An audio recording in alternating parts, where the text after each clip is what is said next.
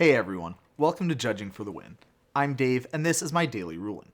We're kicking off MKM week a little bit early here because this question was just too great to wait for. It's a real classic, and in case you're wondering how it relates to the new set, here's a clue. Morph and Manifest basically work exactly the same as Disguise and Cloak, so all the rulings in this episode would be exactly the same if we were dealing with a branch of V2 Ghazi rather than Zoetic Cavern. Amy controls face down Zoetic Cavern while Nick controls Blood Moon. Can Amy turn the Zoetic Cavern face up? Okay, so to answer this question, we're going to have to take a look at the definition of morph in the comprehensive rules, specifically this one here where it defines the process for turning a morph creature face up. As you can see, that process involves showing what that permanence morph cost would be if it were face up, and paying that cost, and then turning it face up. Do you see the problem? If it were face up, Zoetic Cavern would be a land, and that means that Blood Moon would be affecting it. As anyone who's ever played against Blood Moon knows, that would mean that Zoetic Cavern would have no abilities other than the normal ability to tap for red that all mountains have.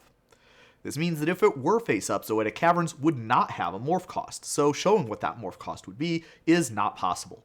Accordingly, you cannot unmorph a Zoetic Caverns if there is a Blood Moon in play.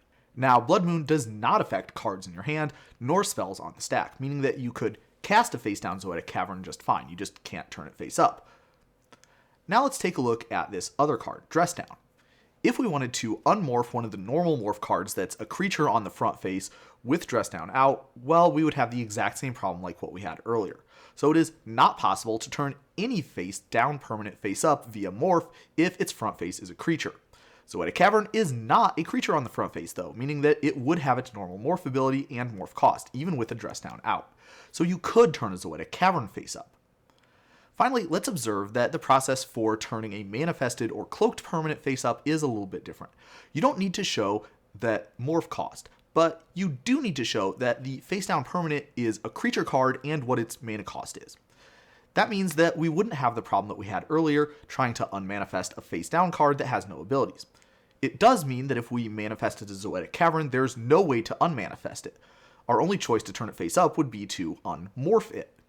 Ready for a challenge question to test your understanding? Amy manifests a Towering Baloth while she controls Dress Down. Can she turn it face up?